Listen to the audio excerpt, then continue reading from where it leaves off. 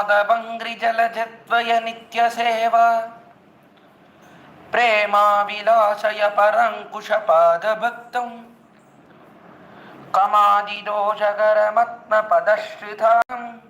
நல்ல வளத்தோட கூடியிருக்கிறபடியாலே, நீர் வளம் இருக்கிறபடியாலே கயல் என்கிற மீனும் அவ்வளவு பெரிதாக இருக்கிறது என்று நாட்டுக்கு இப்படிப்பட்ட வளம் ஏற்பட வேண்டும் என்று வளத்தை ஆசாசிக்கிறாள் ஆண்டாளி பாசுரத்திலே. பூங்குவளை போதில் பொறிவண்டு கண் படுப்பா. அதற்கு மேல என்னன்னா, அந்த நெல்லுக்கு நடுவிலே, இந்த வயலுக்கு நடுவிலே அங்கங்க பூங்குவளை புஷ்பம், குவளை புஷ்பம், அது அழகான குவளை புஷ்பங்கள்லாம் அங்கங்க வளர்ந்துருக்கு. அது அந்த குவளை புஷ்பம் இருக்கே, நிறைய தேனோடைய கூடியிருக்கிறது.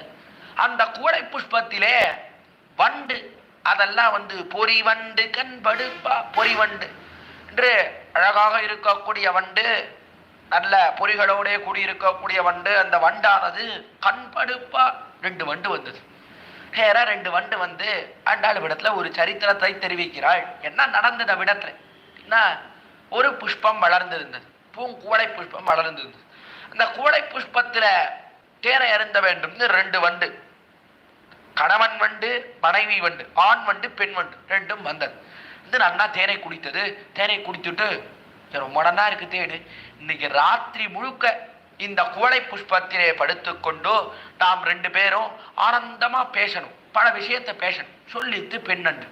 ஆண் நண்டு சொல்லித்து, ஆமா ஆமாண்டி ராத்திரி ஃபுல்லா முழுக்க தூங்கவே கூடாது, நன்னா பேசணும் அப்படின்னு சொல்லிட்டு 2 வண்டுகள் 2ம் அந்த குவளை புஷ்பத்தின் மேலே படுத்ததோ இல்லையோ, கீழே என்ன இருந்தது, அந்த குவளை புஷ்பத்துக்கு கீழே கயல் மீன், அது உகழா அப்படின்னு அப்படி உகழ்ந்து நடுவுல உருக்கஷுன்னு போறது.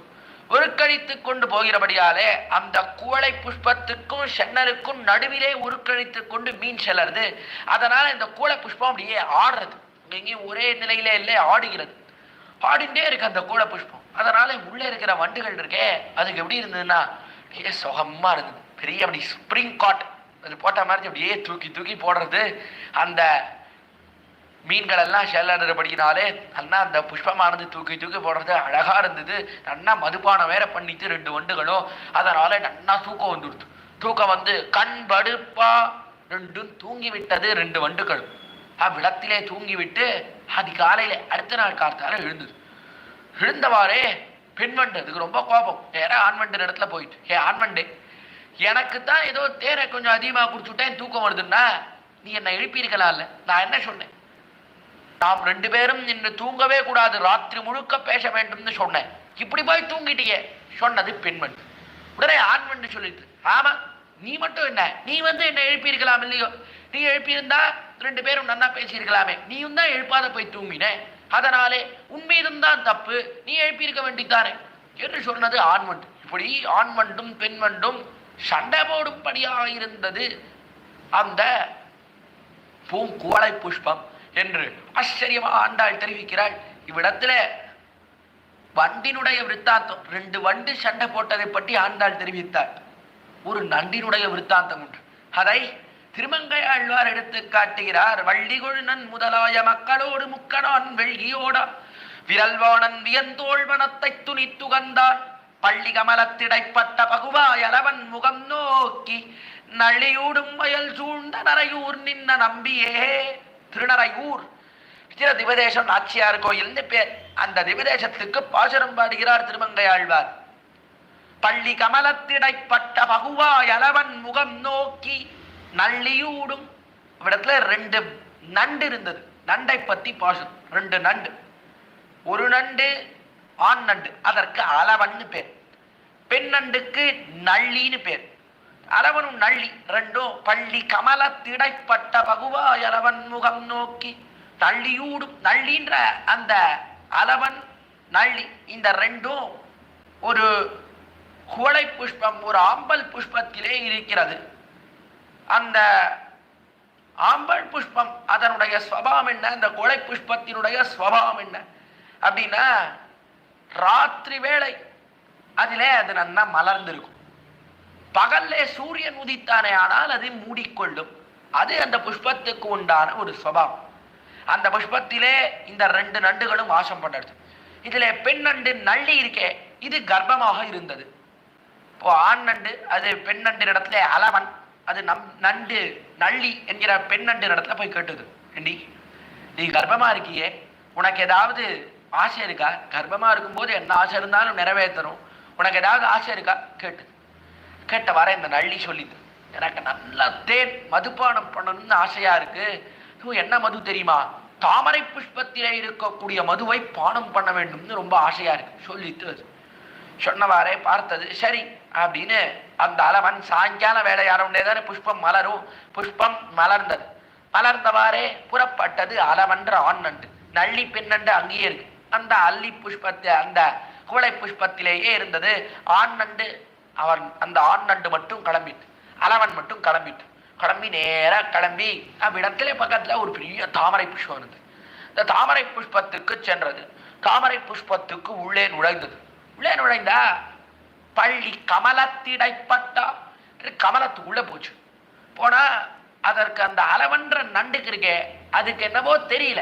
என்ன தெரியலன்னா, தாமரை புஷ்பம் பகல்லே திறந்து கொள்ளும், ராத்திரியிலே மூடிவிடும், அதானே தாமரைக்கு சுபாவம்.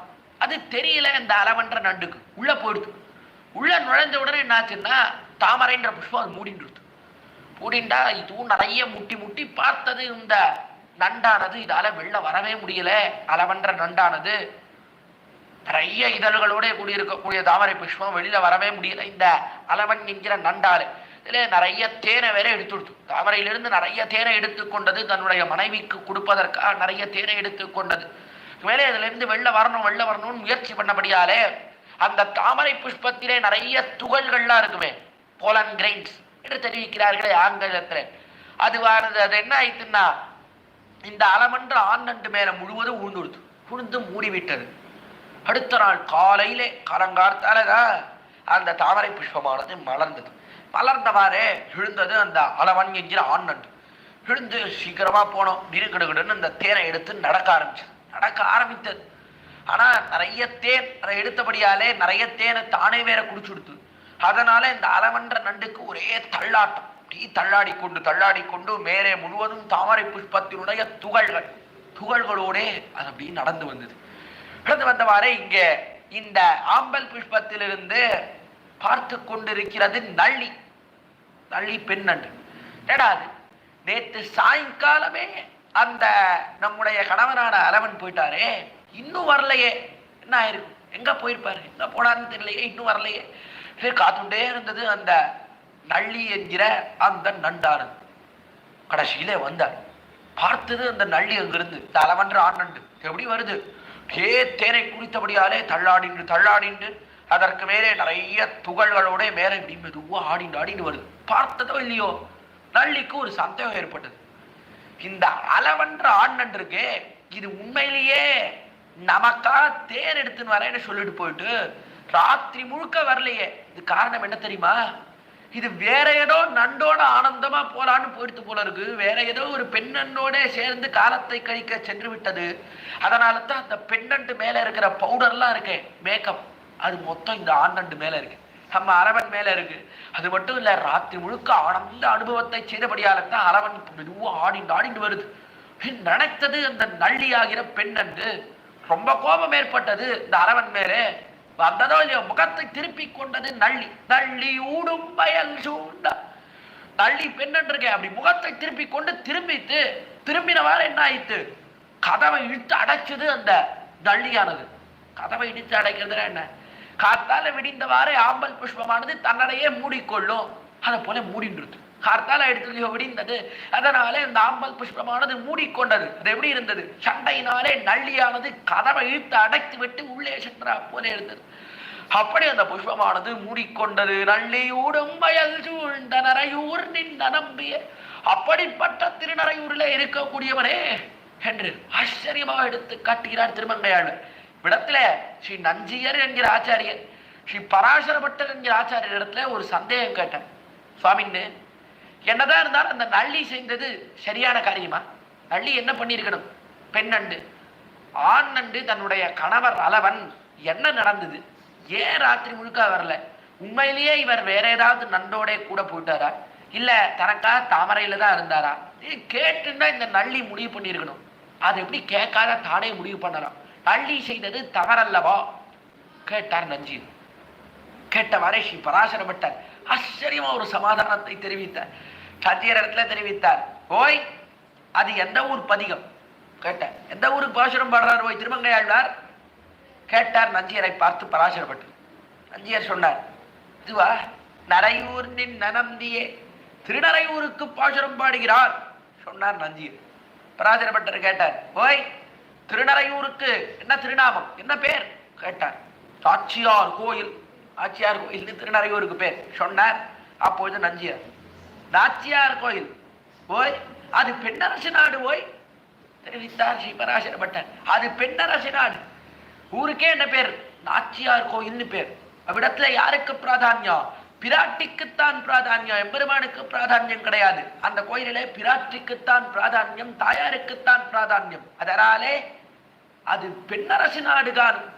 பெண்ணரசு நாடு, பெண் ராஜ்யம் செய்யக்கூடிய இடம், பிராட்டி ராஜ்யம் செய்யக்கூடிய இடம். அதனாலே அங்கே பெண்கள் ஒரு காரியம் செய்தால் அடுத்த கேள்வியே கிடையாது, அடுத்த கோர்ட்டே கிடையாது. அதான் சுப்ரீம் கோர்ட் தீர்ப்பு. அங்கே பெண் ஒரு காரியம் செஞ்சுட்டா அதான் சட்டம், அதற்கு மேலே விதி கிடையாது. ஏன், அது பெண்ணான பிராட்டி ராஜ்யம் செய்யக்கூடிய இடம். ஆணுக்கெல்லாம் பிராதான்யம் கிடையாது, பெண்ணுக்குத்தான் பிராதான்யம் அவ்விடத்திலே. பட்டர் உடனே ஆச்சரியமான சமாதானம் தெரிவித்தார். என்ன மதி, என்ன மதி. திருமங்கையாழ்வார் அப்படி அந்த புஷ்பத்திலே, அந்த குழை புஷ்பத்திலே 2 நண்டுகள், அதற்குள்ளே வரும் சண்டை திருமங்கையாழ்வார் பாடினார். அந்த திருமங்கையாழ்வாருக்கு புத்திரி ஸ்தானத்திலே இருக்கக்கூடிய ஆண்டாள் அதே போன்ற நாட்டிலே வளம் ஏற்பட வேண்டும். குலை புஷ்பத்துக்குள்ளே வண்டுகள் சண்டை போடும்படியாக இருக்க வேண்டும். ஏன் நீ எழுப்பல, ஏன் நீ எழுப்பலன்ட்டு 2 நன்னா உறங்கிவிட்டு சண்டை போடும்படியாக. அப்படி அந்த வண்டுகளுக்கும் தூக்கத்தின் மூலமாக சுகத்தை அளிக்கக்கூடிய ஊராக இருக்க வேண்டும், நாடு எப்படி மாற வேண்டும் என்று தெரிவிக்கிறார். ஊர்ல இருக்கக்கூடிய புஷ்பங்கள் இருக்க, அது இந்த வண்டுகளுக்கு உறக்கத்தை தர வேண்டும். எப்படி திருவிக்கிரமன் அவனுடைய அடியார்களுக்கு உறக்கத்தை தந்தானோ அதை போலே வண்டுகளுக்கு உறக்கத்தை தரும்படியாக இருக்க வேண்டும் நாட்டிலே உள்ள புஷ்பங்கள் எல்லாம் என்று பாசுரம் பாடுகிறார். மங்களாசாசனம் ஆசாசிக்கிறாள். அந்த பொங்குவளை போதில் பொறிவண்டு கண் படுப்பா தேங்காதே புக்கிருந்து சீத்த முலபத்தி வாங்கா. அதற்கு மேலே இந்த இடையர்கள்லாம் இருக்காரு, தயங்காதே, தயங்காமல் புக வேண்டும். நிறைய மாடுகள் விடத்திலே, திருவாய்ப்பாடியிலே மாடுகளுக்கு எல்லையே கிடையாது. கூட்டம் கூட்டமா இருக்கக்கூடிய மாடுகள். இந்த மாடுகள் கறக்கக்கூடிய பால் இருக்கே, நிறைய பால். இந்த பால் இவ்வளவு பால் இருக்கு, சமுத்திரத்தை வைத்தாலும் நிரப்பும் பசுக்கள். வெறும் சமுத்திரம், காலி சமுத்திரம், தீர்த்தமே இல்லாத ஒரு மாடு இடத்துல கொடுத்தா ஒரே மாடே மொத்தத்தையும் பாலாலேயே நிரப்பிவிடும். அப்படிப்பட்ட பாலை வருஷிக்கக்கூடியது மாடுகள். இவ்வளோ பால் கறக்கணுமா என்று யோசித்தால் அவனால கறக்க முடியாது. அதனாலே தயங்கவே கூடாது, நேர உள்ளே புக வேண்டும், தயங்காமல் புக வேண்டும். ஹனுமான் யோசித்தானா, 100 யோஜனை சமுத்திரம், இதை தாண்டி நம்மாலே பறந்து போய் சிதையை பார்த்துவிட்டு திரும்பி வர முடியுமா? ஹனுமான் யோசிக்காமல் பறந்தார். அதை போலே உள்ளே புக வேண்டும். தேங்காதே புக்கு இருந்து உள்ளே போய் அமர வேண்டும், இருக்கணும். இருக்கணும்னா என்ன, ஸ்தாவர பிரதிஷ்டையாக இருந்து ஒரே இடத்துல உட்கார்ந்து இருக்கணும். ரொம்ப நேரம் உட்கார்ந்து இருக்கணும். ஏன் உட்கார்ந்தா ஏதோ அரை மணி நேரம் கறந்தான், 1 மணி நேரம் கறந்தான்லாம் வர முடியாது. பால் பல மணி காலம் கறக்கும் அந்த பசுக்கள் எல்லாம் அப்படிப்பட்ட பெரும் பசுக்கள். அதனாலே ரொம்ப காலம் ஒரே மாதிரி உட்கார்ந்து கறக்க வேண்டும். அப்படி மனோதைரியத்தோட உள்ளே புக்கு இருக்க வேண்டும். மலை இருந்தா போலே இருக்க வேண்டும், உள்ளே அமர வேண்டும். இருந்து சீற்ற முலபத்தி வாங்க. நாதமணிகள் இருந்தாரு. நாதமணிகள் ஆழ்வார் திருநாரிக்கு வந்தார். வந்து ஆழ்வார் இடத்திலே 12,000 முரு பாடினால்தான் திருவாய்மொழியை பெற முடியும். 12,000 முரு கண்ணினும் சிறுத்தாம்பை சொன்னால்தான் சுவாமி நம்மாழ்வார் திருவாய்மொழியை தருவர்னு சொல்லிவிட்டான். இந்த ஊரிலே ஆழ்வார் திருநையிலே இருந்தவர்கள் நாதமணிகள் யோசிக்கவே இல்லை. புகுந்தார். திருப்புலி ஆழ்வார் என்கிற திருப்புலிய மரத்தின் முன்னிலையிலே அமர்ந்தார். தாளத்தை கையிலே எடுத்துக் கொண்டார். 12,000 முரு கண்ணினும் சிறுத்தாம்பை ஒரே ஆசனம் பத்மாசனத்திலே அமர்ந்திருந்து 12,000 முரு பாடினார். பாடி ஆழ்வாரிடத்திலே 4,000 பெற்றார் நாதமணிகள். அவர் பெறல் என்ன, திருப்பாவையும் கிடையாது, எதுவுமே கிடையாது. அப்படி பெற்றார் நாதமணிகள். என்ன ஆச்சரியம், எத்தனை நேரம் உட்கார்ந்துருக்காரு? 12,000 முரு சொல்றதுன்னா எத்தனை நேரம் ஆகும்? எத்தனை நேரம் உட்கார்ந்த நம்மார இப்போ உபன்யாசத்துக்கு 1 மணி நேரமே உட்கார முடியறது இல்லை. அதுக்குள்ள இந்த ஆசனத்தை போட்டு அந்த ஆசனத்தை போட்டு கடைசியில சயனாசனமும் இங்கேயே ஆயிடுறது. படுத்துட்டே கேட்க ஆரம்பிச்சுடுறோம்.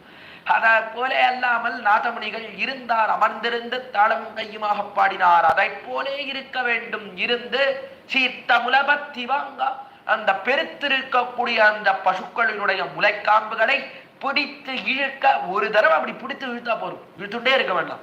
ஒரு தடவை அப்படி பிடித்து இழுத்தால் வாங்க குடம் நிறைக்கும் வள்ளல் பெரும் பசுக்கள். அடுத்து என்ன பண்ணணும்னா முளைக்காம்பை பிடித்து வாங்க வேண்டாம், குடங்களை வாங்கணும். குடத்தை வாங்கி வைக்கணும். வச்ச உடனே நிரப்பிடும். உடனே அடுத்த குடத்தை எடுத்து வைக்கணும், அடுத்த குடத்தை எடுத்து வைக்கணும். வைக்க வைக்க குடம் குடத்தை எல்லாம் நிறைத்து கொண்டே இருக்கும் அந்த பசுக்கள். அப்படிப்பட்ட வள்ளல் ஔதாரிய குணம் மிகுந்த ஔதாரிய குணத்தோட கூடியிருக்கக்கூடிய பெரும் பசுக்கள், பெருத்திருக்கிறது பசுக்கள் எல்லாம். ஸ்ரீ சத்ருஞ்சயனை போலே ராமனுடைய பட்டத்து யானை, ராமனுக்கு பட்டாபிஷேகம் முடிசூடின காலத்திலே சத்ருஞ்சயன் சொல்லக்கூடிய யானையின் மேல ஏறி அமர்ந்து வந்தான் ராமபிரான். அந்த யானையை போல இருக்கு இங்க ஒவ்வொரு மாடும். ஏன் கண்ணன் தடவி தடவி கொடுத்து வளர்த்தான். அதனாலே பெரிய பெரிய யானைகளை போல இருக்கிறது. ஆனால் நன்னா தொங்கி விளையாடலாம் படியா இருக்கிறது. சிறிய குழந்தைகள், அந்த குழந்தைகள் கூட கழுத்தை கட்டி கொண்டு தொங்கலாம்படியா இருக்கிறது அந்த மாடுகள். இன்னைக்கும் போனா பார்க்கலாம், திருவாய்ப்பாடியில இருக்கக்கூடிய மாடுகள் ஒவ்வொன்றும் பெருசு பெருசா இருக்கும். ஆனால் ஒண்ணுமே பண்ணாது, முட்டவும் முட்டாது, எதுவும் செய்யாது. சிறிய குழந்தைகள் கூட கழுத்தை கட்டி கொண்டு தொங்கி விளையாடலாம்படியா இருக்கும் மாடுகள். ஏன் கண்ணன் வளர்த்த மாடு. கண்ணன் எப்படி இருக்கான்? என்னதான் அகப்பெரியவனாக எம்பெருமானாக இருந்தாலும் ஒரு பாண்டவர்களுக்காக தூது நடக்கும்படியாக அல்லவா இருக்கிறான். இந்திரனுக்காக லோகத்தை இழந்தவன் அல்லவோ. அவன் வளர்த்த மாடு அவனை போலத்தான் இருக்கும். அதனால எப்படி இருக்கு? பெருத்து உருவத்திலே பெருத்திருந்தாலும் யார் வேண்டுமானாலும் என்ன காரியம் வேண்டுமானாலும் கொள்ளலாம் படியாக இருக்கும் அவன் எம்பெருமானாகையாலே. மாடுகளோ எவ்வளவு சிறிய குழந்தைகளானவன் கழுத்தை கட்டி கொண்டு தொங்கலாம் படியாக இருக்கிறது. அப்படிப்பட்ட வள்ளல் பெரும் பசுக்கள் நீங்காத செல்வம் நிறைந்து, இப்படிப்பட்ட இந்த செல்வம் நீங்காமல் நிறைந்திருக்க வேண்டும். நீங்காத செல்வம் அது நன்றாக பூர்த்தி அடைய வேண்டும். லோகத்தினே நல்ல நிறைய சமிருத்தி அடைய வேண்டும். இது நீங்காமல் இருக்க வேண்டும். நீங்காமல் செல்வமாவது பிராட்டி. அப்படிப்பட்ட பிராட்டியினுடைய கட்டாட்சம் பட வேண்டும். இந்த லோகத்திலே சீமாலட்சுமியினுடைய கட்டாட்சம் பட வேண்டும். அல்லது நீங்காத செல்வம்னா நல்ல ஞானம் பக்தி எம்பெருமானிடத்திலே அது நிறைய வேண்டும். இது மட்டும் நிறைந்தால் போராது, ஞான பக்திகள் அதுவும் நிறைய வேண்டும் லோகத்திலே என்று ஆண்டாள் ஆசைப்படக்கூடிய, நாட்டாருக்கு நன்மையை வேண்டக்கூடிய ஆச்சரியமான பாசுரம் தான் 3வது பாசுரம். நாட்டாருக்கு நன்மையை வேண்டினவாறே என்ன ஏற்பட்டதுன்னா ஆகாசத்திலிருந்து வருணன் பார்த்தான். கேடாது ஆண்டாள் நாட்டாருக்கு நன்மையெல்லாம் செய்ய வேண்டும் நினைக்கிறாளே, இந்த ஆண்டாளுக்கு நாம் ஏதாவது கைங்கரியம் செய்ய வேண்டும் நினைத்தான். அப்போது வருண பகவான் புறப்பட்டான். ஆகாசத்திலிருந்து நேரா புறப்பட்டு ஆண்டாள் முன்னிலையிலே வந்து சேர்ந்தான். வந்து சேர்ந்து கைகட்டி வாய் புதைத்து நின்றான். அப்பொழுது வருவன், தேவியே ஆண்டாளே, அடியருக்கு ஏதேனும் கட்டளையிட வேண்டும். உமக்கு ஏதாவது கைங்கரியம் பண்ணணுமா? காத்து கொண்டிருக்கிறேன். எப்படி உத்தமன் பேரை பாடிக்கொண்டு எம்பெருமான் பேரை பாடிக்கொண்டு வருகிறீர்களே, இப்படிப்பட்ட பாகவதோத்தமைகளுக்கு நான் ஏதாவது கைங்கரியம் செய்ய வேண்டும்னு ஆசைப்படுகிறேன், அடிமை செய்ய வேண்டும்னு ஆசைப்படுகிறேன், ஏதாவது பண்ணணுமா என்று கேட்டான் வருணன். யாரிடத்துல கேட்டான்? ஆண்டாள் இடத்துல கேட்டான். ஆண்டாள் இப்போது எப்படி இருக்கிறாள் என்றால் ஒரு இடைப்பெண்ணாக இருக்கிறாள். முதல் நாளே தெரிவித்தேன், ஆண்டாள் இடைபாவனை அடைந்துட்டார். ஆண்டாள் உண்மையான ஆண்டாள் கிடையாது, பூமி பிராட்டியோ வேற எதுவோ கிடையாது, சாதாரண இடைப்பெண். அந்த ஆண்டாளாகிற சாதாரண இடைப்பெண்கள் இடத்திலேயும் மற்ற இடைப்பெண்கள் முன்னிலையிலேயும் வருணன் பெரிய தேவதை. அவன் வந்து கை கட்டி வாய் புதைத்து ஒரு வழக்கை இடக்கை அறியாத இடைப்பெண்கள் முன்னே நிற்கிறாரே, இது கூடுமா? இது சேருமா என்று ஒரு கேள்வி ஏற்படும். சேரும் காட்டினார்கள் நம்முடைய பூர்வர்கள்.